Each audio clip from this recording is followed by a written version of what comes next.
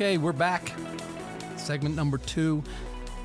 I am thrilled to introduce the only Heisman Trophy player, Heisman Trophy award winner ever at Penn State. He's also the only football player to ever have his jersey retired at Penn State. He's a guy who went on to have a career in the NFL that spanned over 9 seasons with the Los Angeles Rams and the San Diego Chargers. Most important to me, he's a very good friend. Ladies and gentlemen, Mr. John Cappelletti. John, are you there? Hey, Bill. How you doing? How was that for an intro? That was pretty good. That was pretty good for a Pitt guy. Yeah, you know. Hey, listen, I have a special surprise for you. Hold on one second. Go ahead, Ryan. You got it right there? Oh, Ryan wasn't here. That, John? Yeah.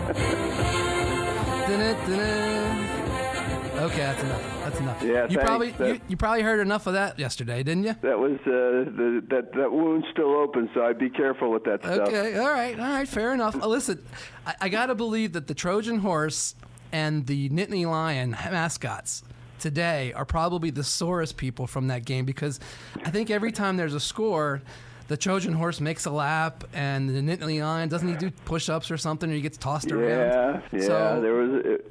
My goodness!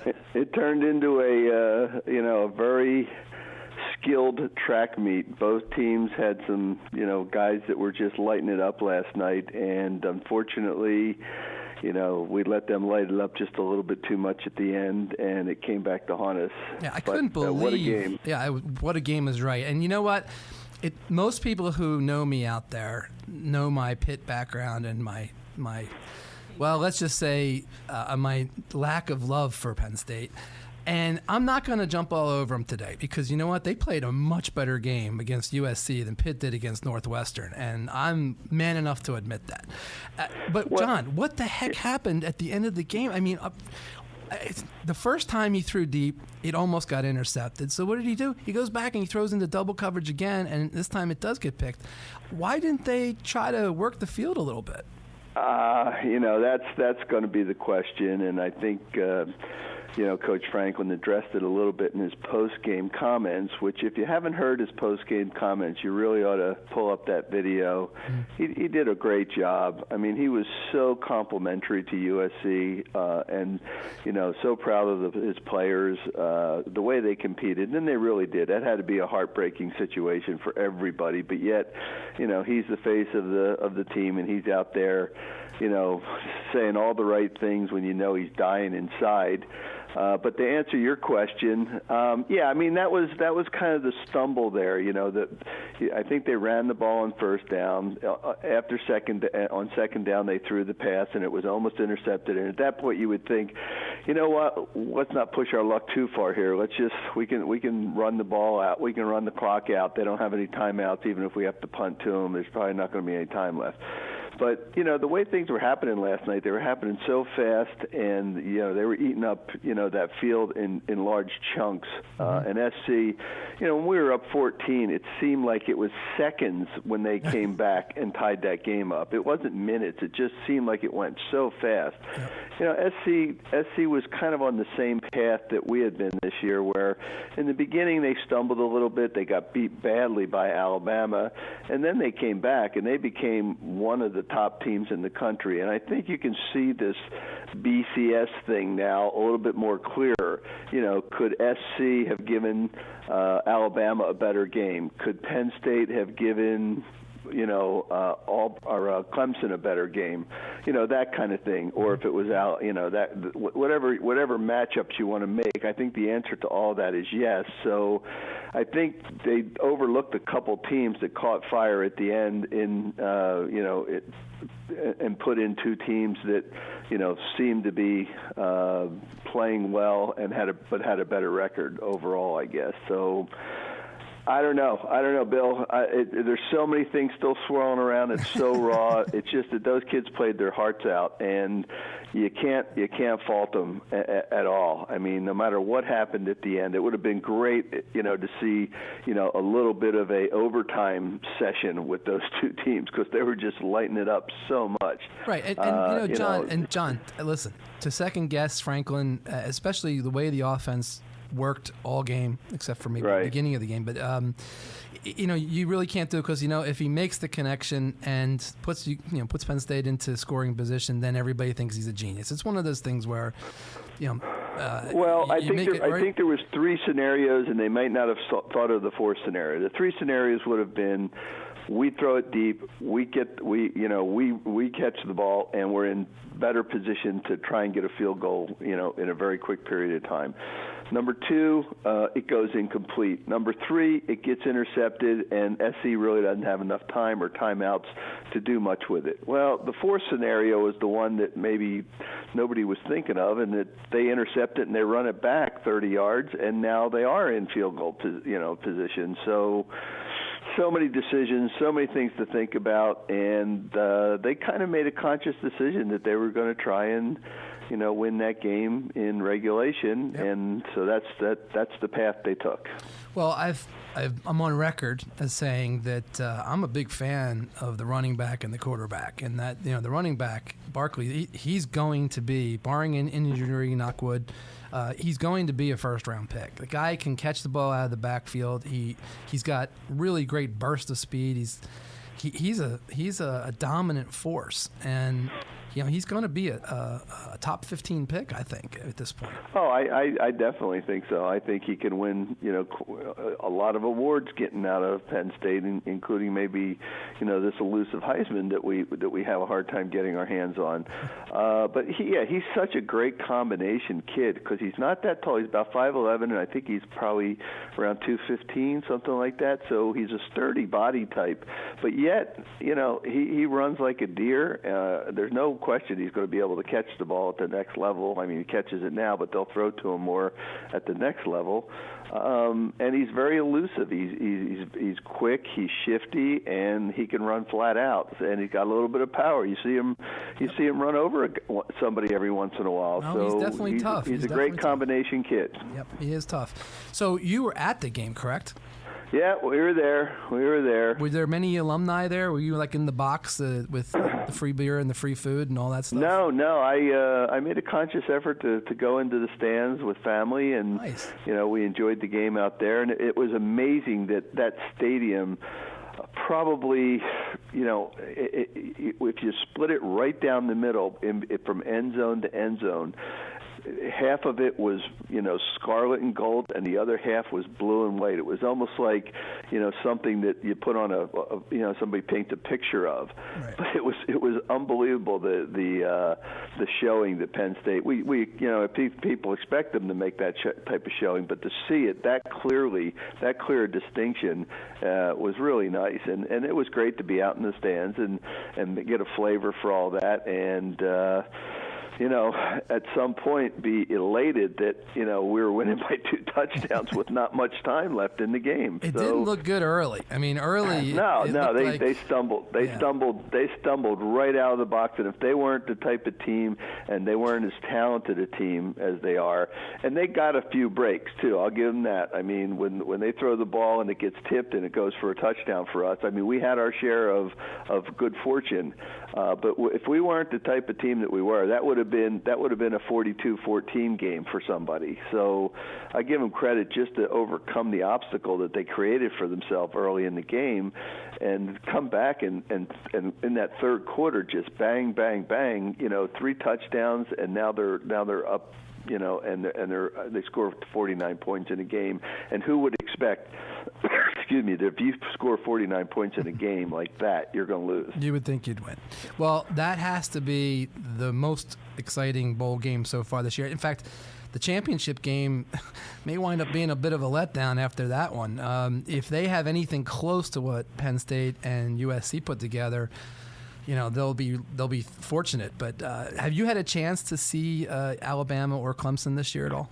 Yeah. I watched the 2 games, the playoff round, and the thing I don't see with either one of those teams that I saw last night, they might have great defenses, they might even have better defenses, but they don't have the offensive power, I don't think, that everybody expects out of them. And I know that Clemson shows it a little bit more, but and maybe Lane Kiffin was chastised after the game for calling a game the way he did. But Alabama didn't show me much on offense at all. So I don't think this is going to be a high scoring affair. They both play great defense, but I just don't know if that defense makes such a difference when you're talking about a team like Penn State or SC, when they can score as quickly as they can. If that defense makes that much difference in the course of over a game. So I don't know. We'll see what that game becomes, but I don't think it can be any better than what we saw last night. No, I would have to agree with you. Hey, I get a question. People who know that I work with you and know you personally have asked me, and I never remembered to ask you. Back when you were recruited, obviously here in the Philadelphia area out of high school, aside from Penn State, what other schools were in the mix? Well, I visited basically Virginia Tech, University of Miami, which wasn't that great a program at the time, but a kid from our area, I forget what high school he went to, but he was a quarterback, John, I think it's Hornibrook. He went down there. And I also visited Miami, and I was invited late to visit Notre Dame, and I didn't have the weekend left for a recruiting trip, so I passed on that one, and it was really late in the process. So Penn State, Ohio State, Virginia Tech, Miami, and obviously being from that area, I gave a lot of consideration to Villanova, and almost ended up making the decision to go to school there. One of the my favorite stories is sort of in the category of little-known facts about John Cappelletti. I don't think a lot of Eagles fans know that back when the Eagles traded, and we've talked about this, back when the Eagles traded for a 32-year-old Roman Gabriel, okay? Yep. They traded an all-pro receiver named Harold Jackson. This is all, my kids are looking at me going, wow, this is way before our time. Anyway, Harold Jackson, and then a fullback named Tony Baker, and a first-round pick in 74, a first-round pick in 75, and a third-round pick in 75, just to get Roman Gabriel. Well, when the Rams used that 74 first-round pick, 1974 first-round pick that was the property of the Eagles, they took this running back, this little-known guy named John Cappelletti out of Penn State, happened to win the Heisman, and John became a Ram in the slot that basically had belonged to the Eagles. So you do have a connection there to the Philadelphia Eagles franchise. Yeah, and unfortunately, that changed the course of life for quite a while. Your mom would have been so much happier if the Eagles had drafted you. Yeah, I'm sure a lot of people would have been, and I probably, would have enjoyed it. Although I've said before that, the Eagles during that period of time, up until Dick Vermeil got there, they languished, for quite a while, and to be playing in that environment on that turf at that stadium at the time, that artificial turf would have been brutal. I mean, I've played on enough of it to know that I didn't want that as my home field. You may have been wrapping it up after about 2 or 3 years at that point. Yeah, it was just a bad product back then, and to play 8 games at home and 4 games usually on the road on artificial turf would shorten your career substantially. Right. Well, lots of players after they're done their career go into either coaching or broadcasting. Did you ever think about either one of those? And by the way, we could always use an extra hand in the booth. So if you want to try, what do you need, a boom man or something exactly. over there? Well, I need somebody to give me a soda when I run out. I watched enough coaches when I was at the professional level to know that I did not want to do that for a lot of reasons. And one of the main reasons was that after a few years in one place, if a whole staff got fired, they would usually find work. The NFL coaching ranks are a pretty closed loop, as you can see on the sidelines. When a head coach gets fired, that coach is now the offensive coordinator for another team the next year. So not a lot of change there, but you just have to move from place to place to place, and I wasn't ready to do that unless you get lucky and you're on a staff for 10 or 15 years that stays together, which is unusual. So I didn't want to do that. At the time when I retired, I had young kids. I wanted to get involved in the youth sports that they were involved in and help coach out at that level because I thought that I could contribute the best way there. So that's where it was. The announcing booth, a lot of travel involved in that, and I didn't really want to be doing a lot of traveling. So, I made the conscious decision to try and make a living while staying close to home and be able to, do a lot of the youth coaching. Cool. Well, it's too bad that Jamie, my regular co-host, isn't here for this interview because he reminded me of the first time that I ever worked with you and actually met you. I don't know if you remember, but it was a Big 33 event in Harrisburg. And I'm not sure anybody told us that you were supposed to give a speech. And I remember Jamie sent me a text message saying that you were, he loved the movie, Something for Joey, but he said that you were much better looking than Mark Singer. And no, Mark Singer was he turned out to be the Beastmaster after that too. Well, so that's a step down that's a step down as far as I'm concerned. The Beastmaster versus John Cappelletti. I don't know. Yeah, that's like playing the role of Tarzan at some point. You got to be good looking and in good shape for that role. I guess so. Well, I want to pay you a compliment because that day, when we found out that you actually had to give a little 10-minute thingy. Right. We cordoned you off into like a room that was all by itself. I think it was some sort of conference room, and we just let you sit there and you took some paper out and you made some notes. A lot of the guys I work with, they would have got up there, they would have just winged it. They would have maybe given the same canned speech that they give to every single banquet. But you went in there and you actually wrote down some notes and you delivered a really nice speech. I was actually very proud of you, John, and I knew going forward we'd do lots together. Yeah, okay. I usually, I like to, try and tailor things for the group that I'm talking to. I try and get information beforehand, and if it's a certain kind of group, kind of tailor it for them. And some of the stories may be the same, during the course of it, but I try and make it to where it's something that they're interested in because they have, some common area with what I'm saying. And so that's what I tried to do. I don't like to do the same thing over and over and over again. So that's where it came to with me, just to try and craft it a certain way for the group. Very cool. Well, I just want to point out to everybody here and everybody out there that knows that I'm a Pitt guy, this is just more evidence that I can coexist with Penn State people. I work with John, I work with Lydell Mitchell and Dave Robinson, and the Carl's Cards family. They're all Penn Staters, and I usually get along okay with them here. But I like to stir the pot. Every once in a while. I kind of like with that fight song thing, but that's what the rivalry is all about. And John, will you be joining me next year at the Pitt-Penn State game in State College? Do you happen to know anybody at State College at this point? It is in State College next year, and I still know a few people, and I actually, had the opportunity to meet Sandy Barber at the Rose Bowl, and it was very nice to finally meet her and have a few minutes with her. Well, so I'm thinking was kind of nice. Maybe you could put a little note to Sandy. You need some extra tickets for the luxury box, the free beer, the free food, that kind of thing. And I'll be happy to join you, John. Of course, I'll be wearing my Pitt jersey. We got a luxury box for Pitt guys, but it's not in the normal place. Yeah, I bet it isn't. Well, next time you're in town visiting Mom, we'll have to drag you into the studio so you can do something here live with us, because that would be great. Can we do that? Bill. We could do that, right?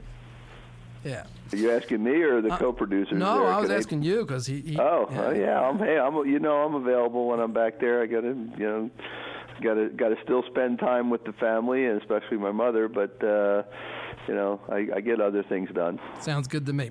Well, John, thank you very much for being our special guest tonight. I really do appreciate you going the extra yard for me, and I'm sure I'll be talking to you soon. All right, Bill. Take care. Thanks. Thanks, John.